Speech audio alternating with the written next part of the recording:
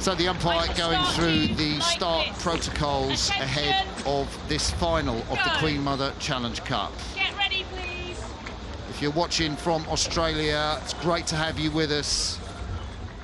Blackman, Daubney, Free and Rossi are those men, and in the British quads, Daffyd, Dixon, Haywood and Harris. Harris closest to us in the stroke seat.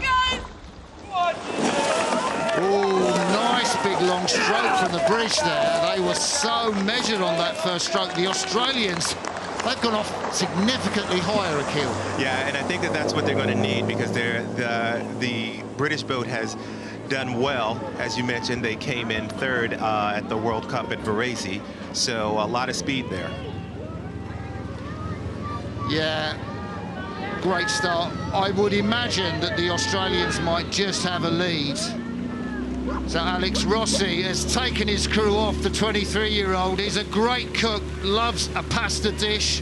We talked about Jacko Jackson Free, Johnson Daubney in the 2-seat, raised on a dairy farm, the man from Swan River Rowing Club in Western Australia, and the South Australian Blackie, Nicholas Blackman, the 23-year-old, very much seen as a rising star in Australia.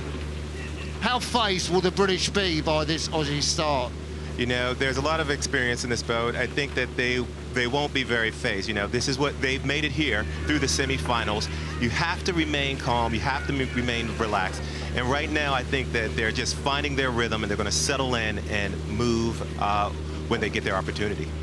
See, the thing about this British boat, you can see the bulk, the size of Matt Haywood. I mean, he would have been pushing 650 watts off the start. He's well into like 500 plus watts. I mean, he is the big unit. And you've got Callum Dixon in the middle, the 25-year-old. Haywood's 27. And then really, like Rory Harris, he's an enabler at stroke. He just lets those big guys do their thing. Kettle Daffyd, such a fantastic personality. He's a real radiator. Whenever you're around him, he's so enthusiastic in the bow seat. They make the perfect combination. And with their coach, Christian Felker, who's switched from rowing to sculling, he's really smoothed them out this year. And, you know, the jerkiness that they had, they missed a medal in Paris. That quad is now sweet and moving, but Australia still lead. Yeah, you've got a lot of experience in Harris. 10 previous regatta appearances. He knows what to do, and he knows how to stay measured and calm. So we'll see what happens. But as you mentioned, right now you can see the bow seat, Nicholas Blackman of that Australian quad, and they are holding on right here. I mean, really, this is a fantastic level of improvement for these Australians. Credit to Dave Fermano, the Mercantile Rowing Club man, who has coached extensively in Australia and has now on the international team. The Australians had a big shake-up, understandably, after that disappointing run of results at the Paris Olympics. And this is a new look Australian team. And I did not expect this at all, Akil. I did not expect the Australians to be leading the British through the middle of the case. They are sculling sweetly, so aggressively, their rates up high. The British need to do something special. Yeah, right now the Australians are maintaining control of this race. They're doing a great job of sculling, really working hard together. You can see just accelerating the oars through the water. Very little inefficiencies. You don't see any efficiencies in what they're doing right now. But you've got such raw power in that British quad. I think that right now it looks as though they may have managed to take the lead. Well, this is where the British quad did come through at the Lucerne Regatta a week ago. That fantastic Polish quad led out, Haya, Litka, Zitarski and Biskup. The British rode them down in the last 750 metres, and that's what they've done to the Australians. We're coming past Leander Club and Upper Thames, and the hammer has gone down. So what watts is Matt Haywood putting out? What watts is the big man Callum Dixon putting out? They'll feel the power in the stroke seat. Rory Harris will just get that smoothness going so those big guys who are in the Olympic quad can do their thing. You know, right as they began that move, I heard from the side someone say, "Yeah, Rory," and I've just got to imagine how exciting that was to start that move. And right so now, let's just look. Yeah, go for it, Akil. I said, right now it looks as though they're just doing, as you said, Rory's just letting the big guys do the work, and they're rowing quite well now.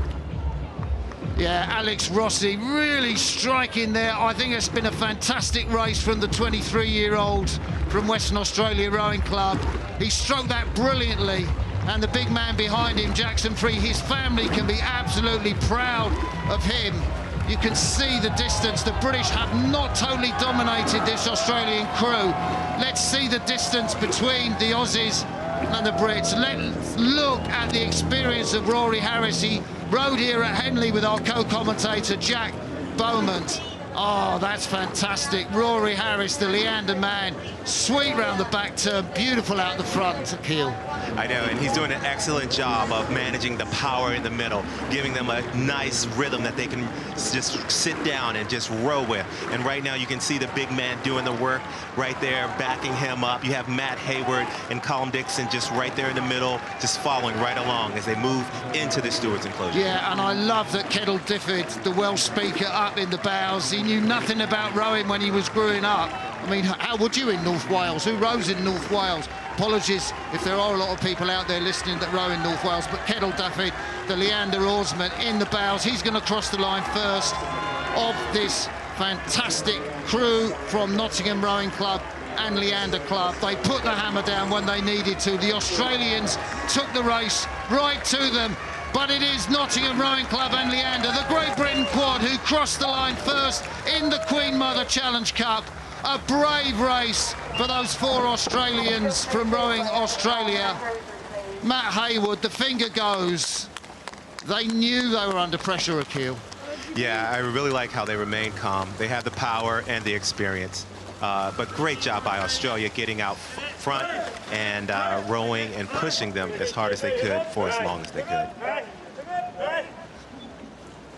So let's have a look. This is where the break happened, Akil. Talk us through it.